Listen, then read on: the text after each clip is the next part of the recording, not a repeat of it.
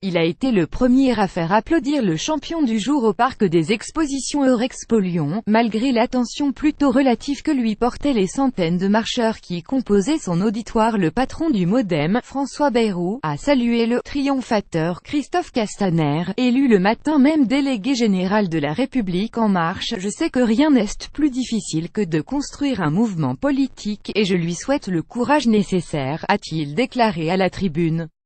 Triomphateur, d'aucuns verront une pointe d'ironie dans le terme pompe choisi par l'ex-ministre de la Justice, tant le suspense autour de cette élection était faible.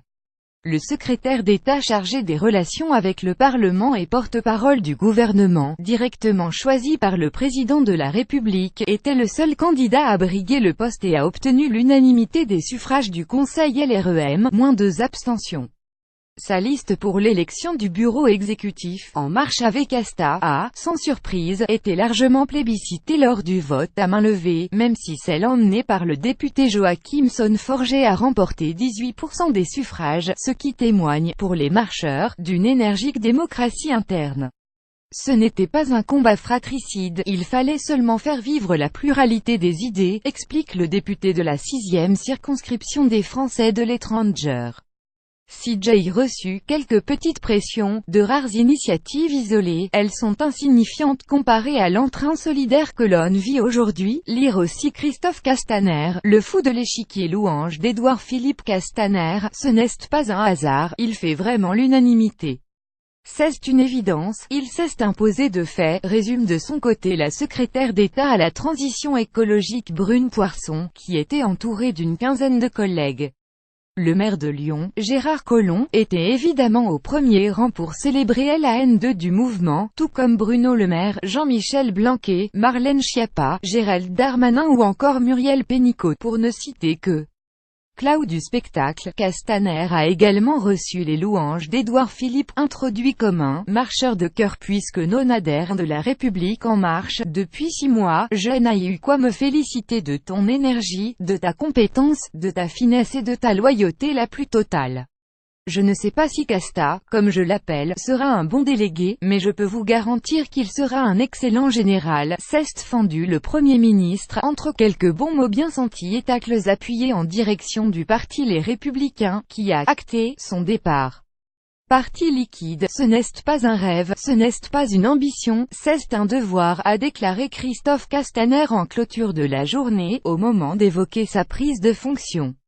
Présent depuis le début de l'aventure individuelle d'Emmanuel Macron, membre fondateur d'En Marche et fidèle lieutenant durant la campagne présidentielle, l'élu de Forcalquier ne débordait pas d'enthousiasme à l'idée de prendre la tête de ce mouvement qui tourne aujourd'hui au ralenti, dépourvu de ses forces vives.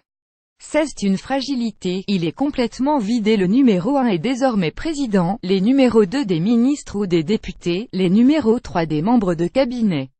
Ce sont les numéros 4 qui sont aux responsabilités, confia-t-il au Point en septembre dernier, tout en précisant qu'il était capital que la voix du parti pèse dans le débat public. Ce sera désormais à lui de la porter. Et de construire des fondations à cette entité liquide, cette machine de campagne qui doit, maintenant, se transformer en véritable parti politique, comme le souligne la députée Barbara Pompili. Lire aussi La République En Marche, parti liquide, au premier rang de ses lourdes missions, le nouveau et premier délégué général devra structurer le maillage territorial du mouvement en vue des élections locales à venir, municipales et départementales, qui pourraient être regroupées en 2021. Elles seront la condition d'une implantation solide et durable, a prévenu Édouard Philippe lors de son décès. En clair, il faudra, parmi les 400 000 adhérents revendiqués et élus locaux plus ou moins étiquetés En Marche, trouver les perles qui sauront représenter la majorité présidentielle et asseoir son influence. Bataille des idées. Dans le même temps, Castaner devra trouver le moyen de pérenniser le mouvement sur le plan des idées. Celui-ci sera au service de la bataille culturelle qui fera changer les attitudes et les manières de penser dans la société, affirmait cette semaine au Point le député de Paris Stanislas Guerini. Dans l'ombre d'Emmanuel Macron, de ses discours d'Athènes ou de la Sorbonne, La République En Marche ne possède aujourd'hui aucun squelette idéologique et plusieurs cadres appellent de leur vœu à un vrai travail de formation intellectuelle des militants. Ce doit être un vrai nouveau départ. Former les jeunes et écrire la doctrine de ce mouvement est un enjeu très fort, glisse le député de Paris Gilles Legendre dans les travées de la salle. Pour l'instant, on répare, et on le fait bien. Mais il faut approfondir nos pistes, sur le pouvoir dans les entreprises, la bioéthique, la protection sociale. Il faut écrire l'acte 2 du programme présidentiel. Le dépassement du clivage droite-gauche ne pourra pas éternellement nous servir de point central, cumule autant de défis qui, de l'avis de beaucoup, nécessiteront une implication de tous les instants. Car voilà l'autre débat qui agitait les têtes des responsables présents dans la salle. Christophe Castaner doit-il cumuler sa nouvelle fonction avec son portefeuille ministériel? Plusieurs cadres, comme les membres de la direction provisoire Astrid Panossian ou le sénateur Julien Bargeton, sont contre. Moi, je souhaite qu'il se consacre à fond au parti, appuie une nouvelle fois Barbara Pompili. D'autres, au contraire, n'y voient pas d'inconvénient majeur. Le cumul, on doit le remettre en question quand il y a conflit d'intérêts. Mais là, il y a complémentarité d'action, donc il n'y a pas de problème, souligne le député Bruno Bonnell.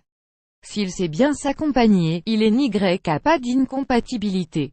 Mais il devra faire un travail de délégation très pointu, affirme quant à elle la sénatrice Bariza Chiari, elle aussi membre du triumvirat provisoire remplacé par Castaner. Invité sur le plateau du 20h de France 2 ce samedi soir, celui-ci a complètement éludé le sujet. Emmanuel Macron, le seul à savoir ce qui se passera, selon un député de la majorité, devrait faire connaître sa décision dans les jours qui viennent.